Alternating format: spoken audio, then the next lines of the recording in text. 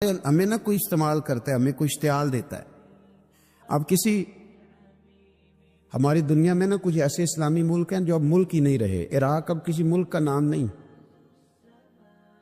Libya اب کوئی ملک نہیں رہا، شام اب کوئی ملک نہیں۔ پتہ نہیں آپ کو سمجھ آ رہی ہے کہ نہیں آ رہی میری بات کی؟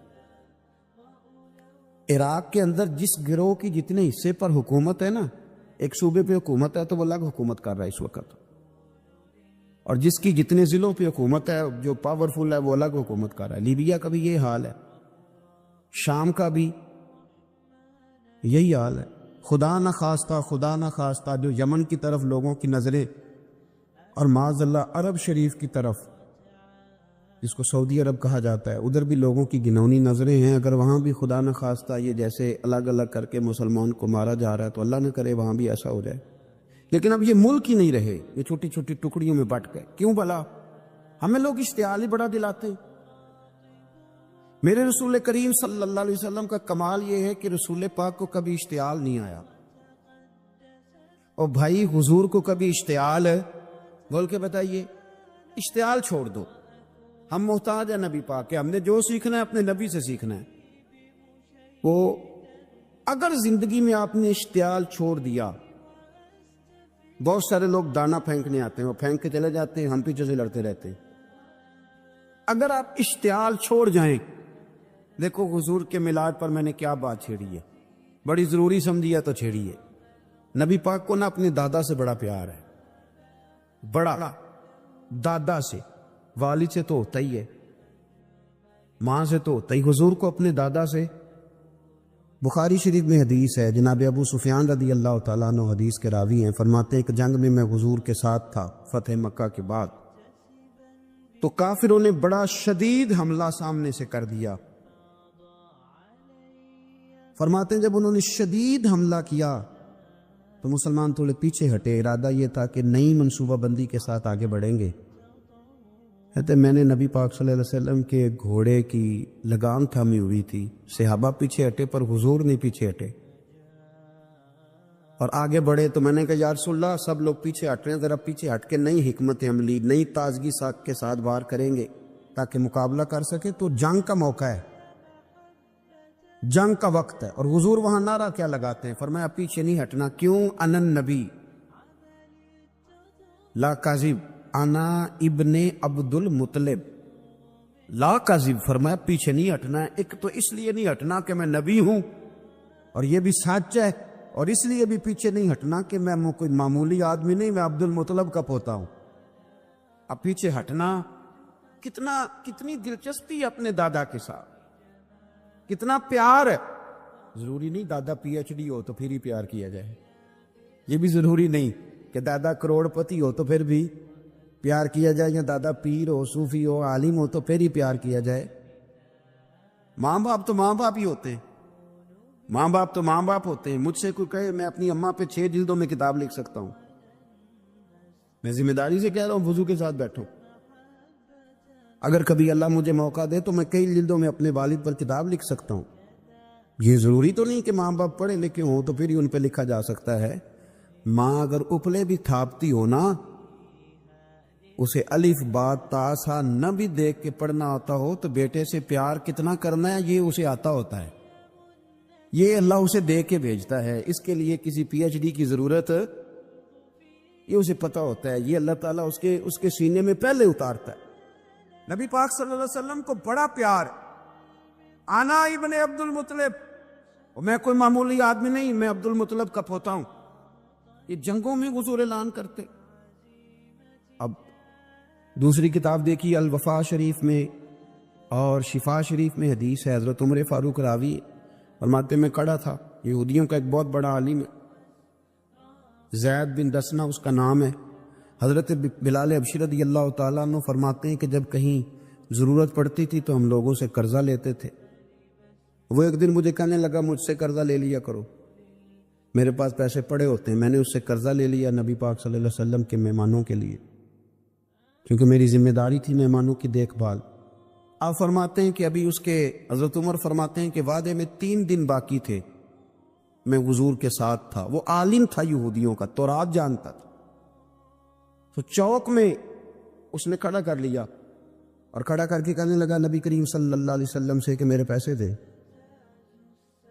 تو حضور صلی اللہ علیہ وسلم نے فرمایا کہ ابھی تو 3 دن باقی ہیں وعدے میں، انشاءاللہ وعدے پہ دے دیں گے. میں نے جو مضمون چھیڑا ہے وہ میں نے مکمل کرنا ہے، آپ میری بات پہ توجہ کرنا. میں کہہ چکا ہوں کہ حضور کو دادا سے بڑا ہی پیار ہے. اب وہ یہودیوں کا عالم کیا کہتا ہے نبی پاک کو، تانا کس طرح دیتا ہے، معاذ اللہ ثم معاذ اللہ، نقل کفر نہ باش. جب حضور نے کہا نا ابھی 3 دن باقی ہیں تو کہنے لگا جی معاذ اللہ ثم معاذ اللہ، پھر معاذ اللہ، کروڑ دفعہ معاذ اللہ. کہنے لگا جی عبد المطلب کی اولاد کا طریقہ یہ ہے، پیسے لے لیتے ہیں پھر واپس نہیں کرتے. ہے نا اشتعال والی بات. یعنی ویسے ہی آپ کسی کو کہیں کہ تیرے دادے کی اولاد ساری کا طریقہ ہی وہ گرم ہو جائے گا.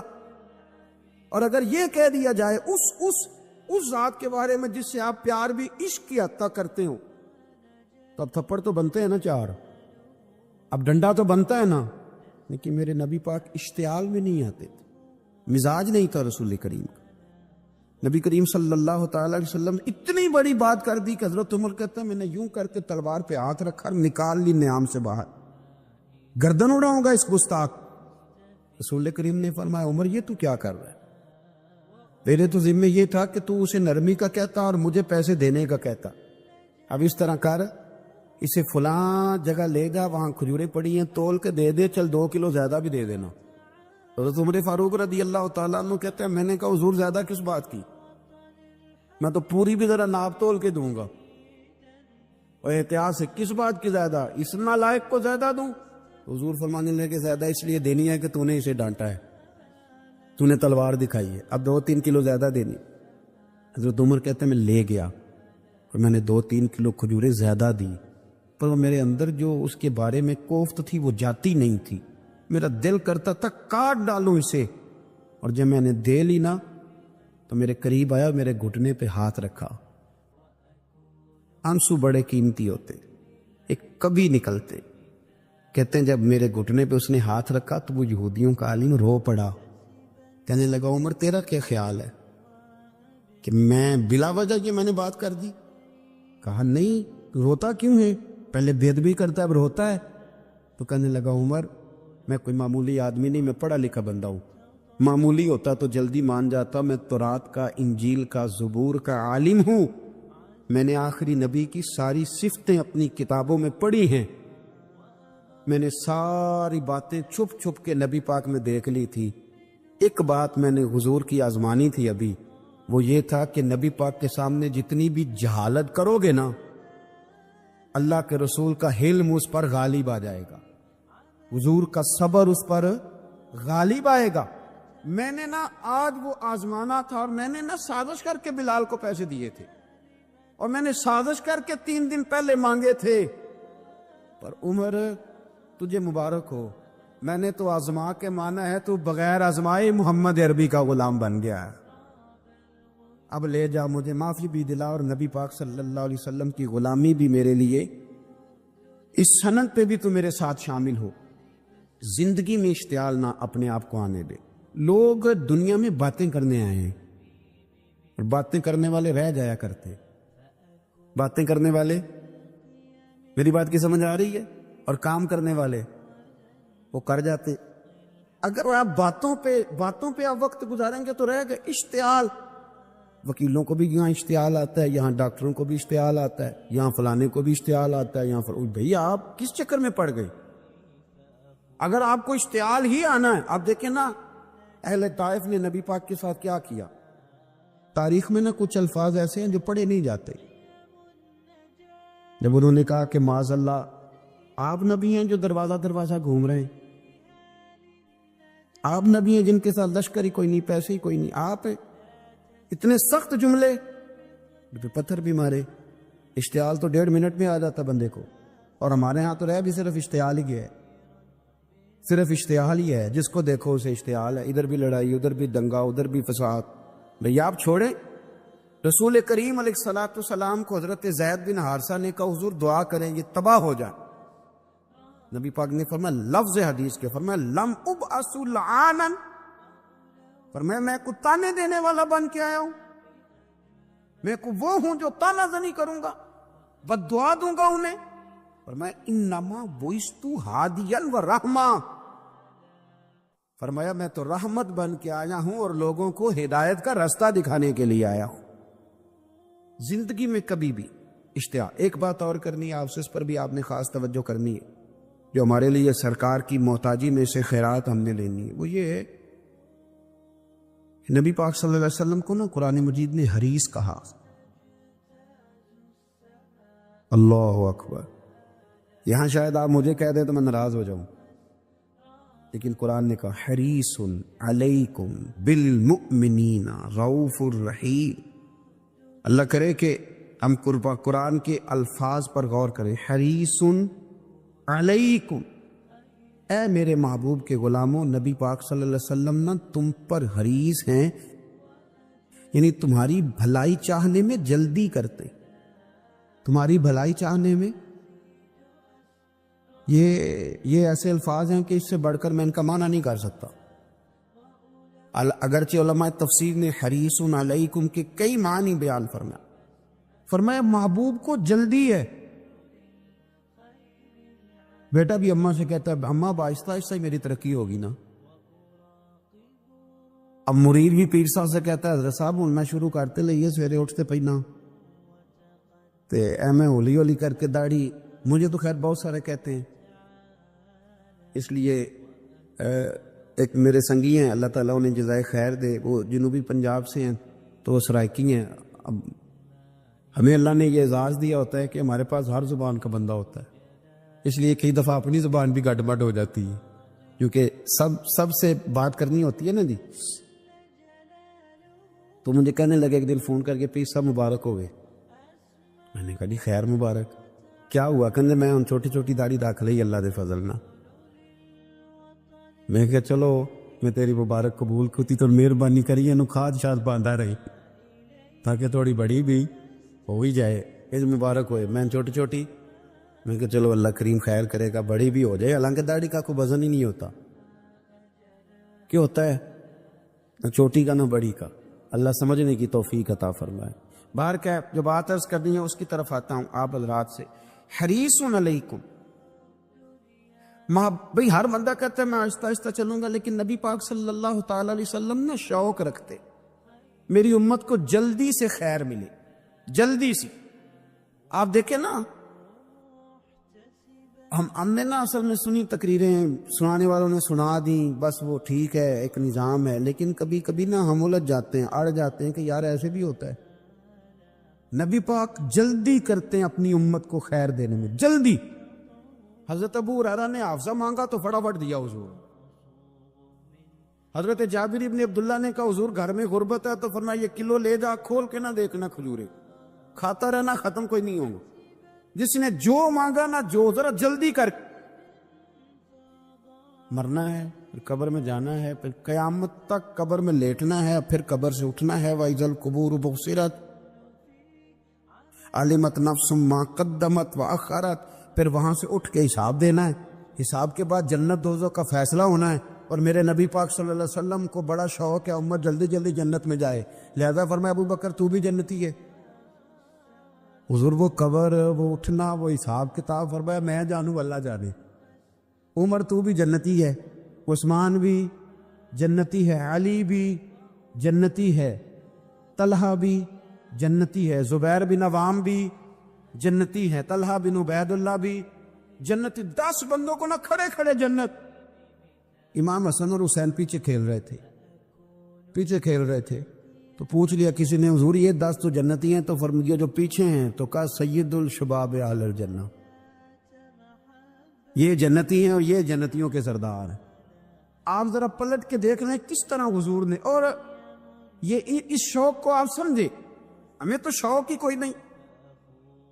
اب یقین کریں نہیں شوق، زیادہ سے زیادہ شوق ہوگا تو اپنے بیٹے کے حق میں ہوگا کہ جلدی جوان ہو جائے، اور اس میں بھی ہماری ڈبل لالچ ہوتا ہے کہ بچہ جوان ہو جائے اور میں کبھی بوڑھا بھی نہ ہوں، یہ بھی جوان ہو جائے اور میں بھی جوان ہی رہوں۔ بھئی یہ تو نہیں نہ ہو سکتا، اگر وہ جوان ہوگا تو پھر آپ کو بوڑھا ہونا پڑے گا، لیکن ہمارا ڈبل لالچ ہے، یہ بھی جوان ہو جائے اور میں بھی جوان ہی رہوں، یہ ہو سکتا؟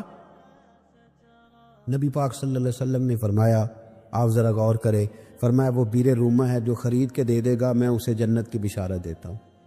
فرمایا جو مسجد بنائے گا میں گارنٹی دیتا ہوں اپنے لیے جنت میں مکان بنا لے گا۔ میرے رسول کریم علیہ الصلوۃ والسلام جنت کو آسان کرتے چلے گئے۔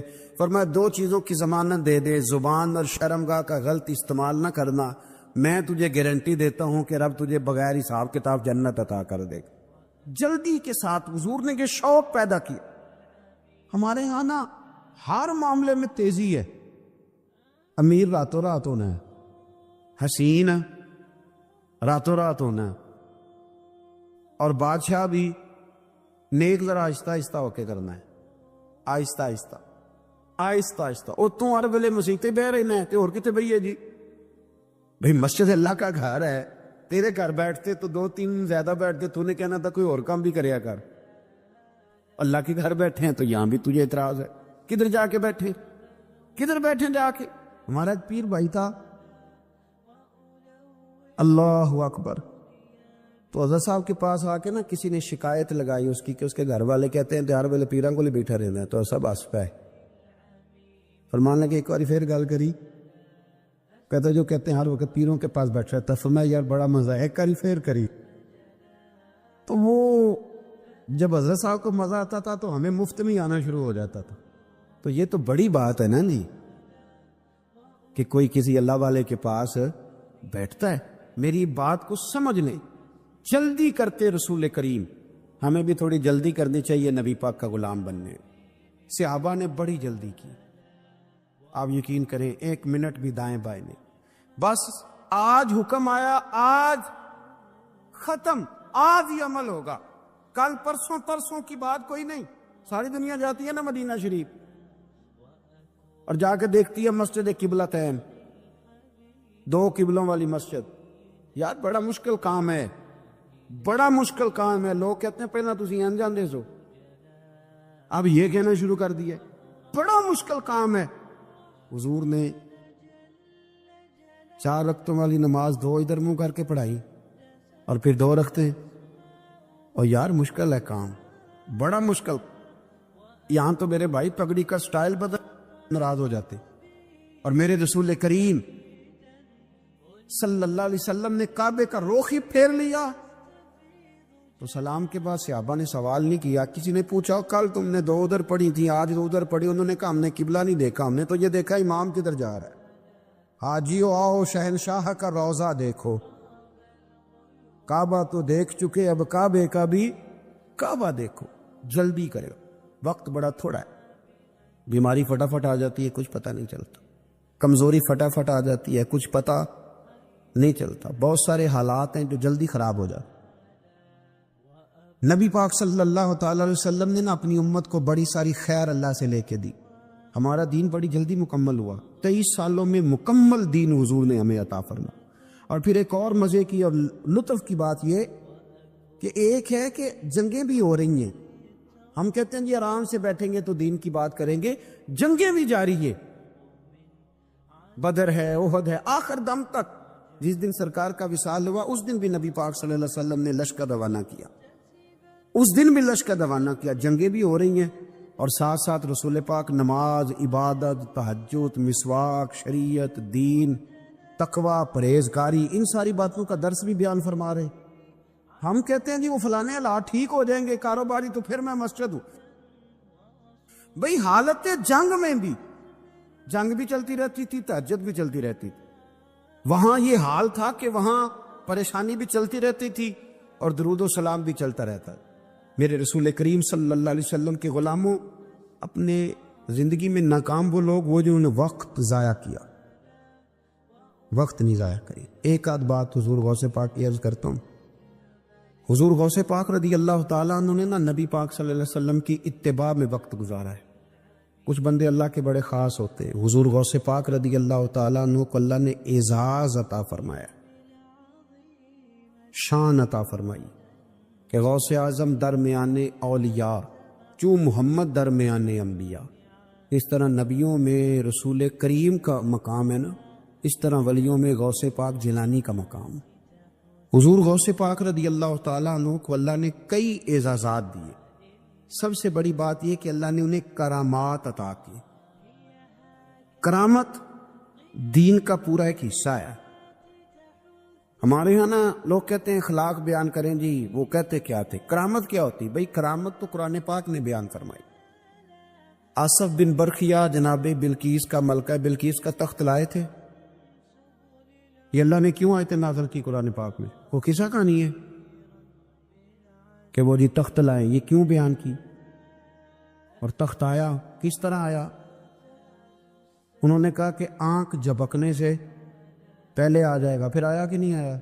ان سے پوچھا یہ کیسے آیا؟ کہنے لگے ھذا من فضل ربی. او سنگیو، صرف حضرت سلیمان علیہ السلام کا امتی تخت لا سکتا ہے، نبی پاک کا غلام نہیں لا سکتا؟ یار آپ نے کرامت کا انکار کر کے اپنے آپ کو کمزور کر لیے. اور نہیں جی نہیں، یہ کیسے ہو؟ کیا مطلب ہے اس کا؟ آپ سورہ نمل روز پڑھے اور جناب سلیمان علیہ السلام کے امتی کی شان بیان کریں کہ وہ آنکھ جھپکنے سے پہلے 80 گز اونچا، 80 گز چوڑا، 80 من وزنی تب آنکھ جھپکنے سے پہلے لے آئے. کسی بندے کا ایمان خراب نہیں ہوتا. اور میرے غوث پاک جیلانی، یہ وہ بندے ہیں جن کے بارے میں نبی پاک نے فرمایا کہ میری امت کے علماء بنی اسرائیل کے نبیوں کی طرح ہیں، امتیوں کی طرح نہیں. کن کی طرح؟ نبیوں کی طرح، نبیوں کی طرح. حضرت غوث پاک رضی اللہ تعالیٰ ہم کو ملنگ لوگ نہیں ہیں، الحمدللہ تعالیٰ. ہم تو غوث پاک کی کرامت بھی مانتے ہیں پر قرآن و سنت کی عینک لگا کے مانتے ہیں. یہ میری بات سمجھ لیں. حضرت غوث پاک رضی اللہ تعالیٰ نے طالب علموں کو سبق پڑھا رہے تھے تو سبق پڑھاتے پڑھاتے نا ہاتھ آگے بڑھایا تو اچانک ہاتھ واپس آیا تو گیلا ہو گیا تھا سارا. تو شاگرد بھی بڑے سیانے ہوتے ہیں، انہوں نے سبق چھوڑ دیا، استاد جی کے گیلے بازو کو دیکھنا شروع کیا. حضور یہ کیا ہے؟ تو غوث پاک بھی غوث پاک تھے. ہر بندے کا ہاضمہ اتنا اچھا نہیں ہوتا کہ اس کو ہر بات ہضم ہو جائے. کئیوں کو بد ہضمی بھی بڑی سخت ہوتی ہے، کھٹے کھٹے ڈکار آتے ہیں بات سن کے، کانوں سے دھواں بھی نکلتا ہے کئی دفعہ. تو انہوں نے پوچھ لیا فٹافٹ کہ حضور یہ کیا ہوا؟ تو غوث پاک کو پتا تھا کہ سب کا ہاضمہ ٹھیک ہے. میاں صاحب نے بھی کہا خاص ساندی گلامہ آگے نہیں مناسب کرنی. اگلا شعر میں نہیں یہ پڑھنا کیونکہ زیادہ ڈاڈ ہے تو میں ادھر ہی رہتا ہوں.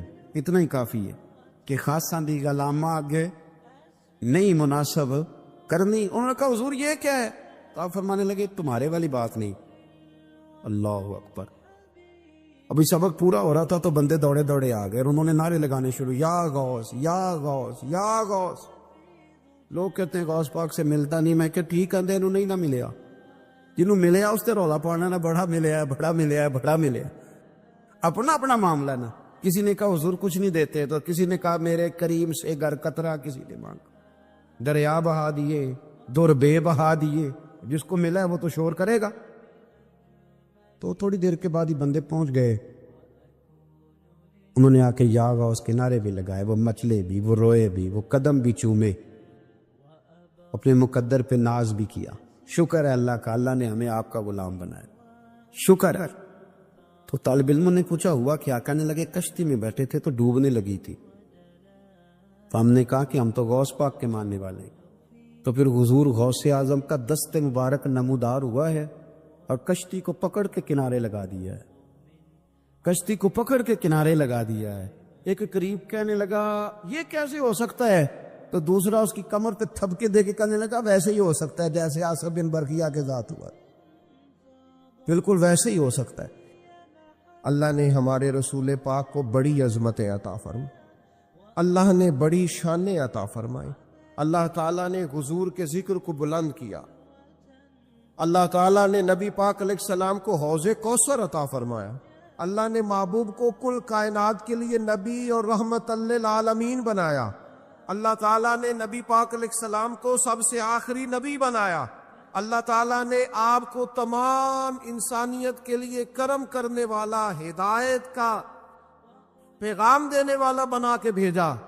اللہ تعالیٰ نے حضور کو گواہ بنایا، بشیر بنایا، نذیر بنایا اور فرمایا وَلَسَوْفَ يُؤْتِيكَ رَبُّكَ فَتَرْضَىٰ.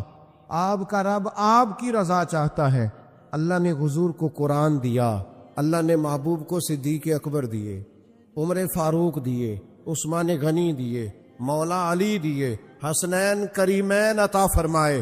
یہ سارے اللہ تعالیٰ نے اپنے محبوب علیہ الصلوۃ والسلام کی خدمت کے لیے، غلامی کے لیے عطا کیے۔ اللہ تعالیٰ نے رسول پاک کے دین کو پچھلے تمام دینوں کا ناسخ بنایا۔ اب کسی دین پر عمل نہیں ہوگا، قیامت تک سکہ مدینے والے رسول کا چلے گا۔ اللہ تعالیٰ نے رسول پاک علیہ السلام کو حبیب بنایا، اللہ نے محبوب کو نبیوں کا امام بنایا، کائنات کا سردار بنایا۔ نبی اکرم صلی اللہ تعالی علیہ وسلم کی عظمتیں، اللہ ہمیں فرقہ واریوں سے بچائے، لیکن ایک دکھ ہے نا، وہ بھی بیان کر لینے دو، خوب کرے حمد سے تھوڑا سا گلا بھی سن لے۔ او میرے عزیزو، جس طرح توحید قرآن پاک کا مستقل عنوان ہے، جس طرح عقیدہ آخرت قرآن مجید کا مستقل عنوان ہے، جس طرح اخلاقیات قرآن مجید کا مستقل عنوان ہے، جس طرح دین کی سربلندی کے لیے جد و جہد کرنا، جہاد کرنا قرآن کا مستقل عنوان ہے، جس طرح معاشرت، ماں باپ کے، بہن بھائیوں کے، بیوی بچوں کے، رشتہ داروں کے حقوق قرآن پاک کا مستقل عنوان ہے، اس طرح شان مصطفیٰ بھی قرآن مجید کا مستقل عنوان ہے۔ سارے عنوان بیان کرتے ہو، مانتے ہو، تذکرہ کرتے ہو، کیا وجہ آتی ہے جب عظمت رسالت مآب کی بات چھڑتی ہے تو بحث چھڑ دیتے ہو؟ کھائے تجھ کو تپے سکر، تیرے دل میں کس سے بخار ہے؟ کس سے تیرے دل میں بخار چڑھ گیا ہے کہ ہر شے تو مانتا ہے، اور عظمت رسالت مآب کی بات آتی ہے تو بحثیں کرتا ہے؟ عقیدہ وہی اچھا ہے جو جناب صدیق اکبر کا ہے۔ کسی نے آ کے کہا تھا، ابو بکر اگر کوئی کہے میں راتوں رات گیا ہوں اور راتوں رات آیا ہوں اور 18,000 سال کا گویا میں منظر دیکھ آیا ہوں، اور اتنی بات تو نص سے ہے نا، لیلم من المسجد الحرام الی المسجد الاقصی، رات کے تھوڑے سے حصے میں مسجد حرام سے مسجد اقصی، یہاں تک بھی کوئی جا نہیں سکتا، ممکن کوئی کہے تو مانتے ہو؟ تو میں نہیں، تو کہا آپ کے محبوب نے کہا ہے، تو فرمانے لگے انہوں نے کہا ہے تو بالکل ٹھیک کہا ہے۔ کہا بھی تو آپ نے کہا تھا کہ کوئی کہے تو میں نہیں مانتا، کہنے لگے چلا آیا ہو کوئی ہے، تم نے تو کوئی کی بات کی تھا، باقیوں کا حکم اور ہے اور محبوب کی بات اور ہے، ان کے تذکرے اور ہے، ان کا فرمانا اور ہے، ان کا کہہ دینا کچھ اور ہے۔ میں نے تو کہا تھا کوئی کہے تو نہیں مانتا، اور وہ جو کہے اور جس وقت کہے اور جس حال میں کہے اور جس رنگ میں کہے، سانو قید سجن دا گہنا ہے، او جنج رکھے اونج رہنا ہے، وہ جیسے کہے، جس وقت کہے، جس ٹائم کہے، بات ختم ہو گئی۔ میں رات پڑھ رہا تھا، ایک صاحب نے لکھا ہے نبی پاک نہ خواب میں گئے تھے، یہ تو خیر بڑی دفعہ ہی میں نے بیان کیا ہے، اور ہر سال کوئی نہ کوئی نیا شوشہ چھوڑتا ہے۔ حضور کو معراج، میں تو انو آکھاں کہ راتی میں خواب دیکھی کہ میں پاکستان دا صدر بن گیا، تو انو اعتراض ہے کوئی؟ تو ساکنے جی خواب پاویں ساری دنیا دے بن جو، سانو کوئی اعتراض کہ آپ جاگتی آنکھوں سے یہ بات کہیں گے نا، اگر کہ میں صدر پاکستان ہوں تو لوگ کہیں گے جناب آپ سیانے بیانے بندے کیا بات کر رہے ہیں، یہ آپ مطلب کس جگہ بیٹھ کے کیا بول رہے ہیں، سوئے سوئے تو جو کوئی مرضی کہہ دے۔ اگر حضور فرماتے نا میں خواب میں گیا ہوں، تو ابو جہل کو کوئی اعتراض تھا اس بات پر؟ ابو لہب کو، عتبہ اتیبہ شیبہ کو؟ وہ تو اس لیے پریشان ہوئے تھے کہ حضور نے فرمایا میں گیا ہوں، میں گیا ہوں اور میں آیا ہوں۔ ان کی تو پریشانی تب بنی تھی جب حضور نے فرمایا مجھے اللہ نے عروج دیا ہے، وہ تو الجھے ہی تب تھے۔ رسول پاک صلی اللہ تعالی علیہ وسلم کو اللہ نے سیر کرائی،